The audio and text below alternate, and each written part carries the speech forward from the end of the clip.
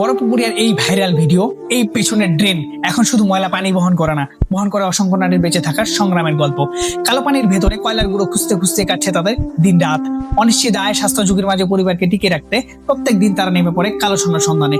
মাথার উপর উত্তপ্ত রোদ আর শরীর ডোবানো ড্রেনের কালো পানিতে জীবিকা খুঁজছেন কিছু নারী। খনির পাশ দিয়ে বয়ে যাওয়া ঘোলা পানিতে গলা পর্যন্ত ডুবে পানিতে সংগ্রহ করছে কয়লার ছোট্ট ছোট্ট টুকরো। এই দৃশ্যই বলে দিচ্ছে বাংলাদেশের তৃণমূল নারীদের জীবন সংগ্রাম কতটা কঠিন। প্রত্যেক দিন দিনাজপুরে বড়পুকুরিয়া কয়লা খনির পেছনে নর্দমা থেকে কালো সোনা অর্থাৎ কয়লার গুঁড়ো খুঁজে বেড়াচ্ছে একদল নারী। নিজেদের তৈরি পদ্ধতিতে খনির সূক্ষ্ম কয়লার কণা সংগ্রহ করছে। খনির ভূগর্ভ থেকে কয়লা উত্তোলন এবং সংশোধনের পর অবশিষ্ট ময়লা পানিতে ভূপৃষ্ঠের ড্রেনের মাধ্যমে খনির বাইরে অপসারণ করা হয়। এই পানিতে দীর্ঘ সময় ধরে থেকে সামান্য যে কয়লা পেয়ে থাকে তা দিয়ে চলে তাদের জীবিকা।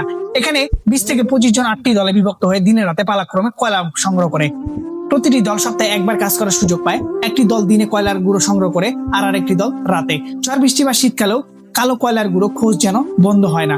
সংগৃহীত কয়লা 400 থেকে 500 টাকা মন ধরে বিক্রি করা হয়। প্রত্যেক দিন এই কয়লা সংগ্রহ করে এক একজন 150 থেকে 200 টাকা, আবার কখনো 500 টাকা আয় করে থাকেন। কষ্ট করি, মনকে ঝড়ি ছাতা পানি সাপড় কত মাথার খুঁজি যায়, কত পরিশ্রম করি, মাথা ঘাম পা ফেলাই করে করা করি। চর্মরোগ এবং শ্বাসকষ্ট, নানা স্বাস্থ্য ঝুঁকি নিয়েও প্রত্যেক দিন ড্রেনের কালো পানিতে নেমে কাজ করে এসব নারী। দীর্ঘ সময় নোংরা পানিতে থাকায় অনেকে ভুগছেন বিভিন্ন জটিল রোগে। তবু জীবিকার তাগিদে থেমে থাকার সুযোগ নেই তাদের। পরিবার চালাতে আর দুমুঠো খাবারের নিশ্চয়তা প্রত্যেক দিন এই ঝুঁকিপূর্ণ কাজে নামতে বাধ্য হচ্ছে তারা।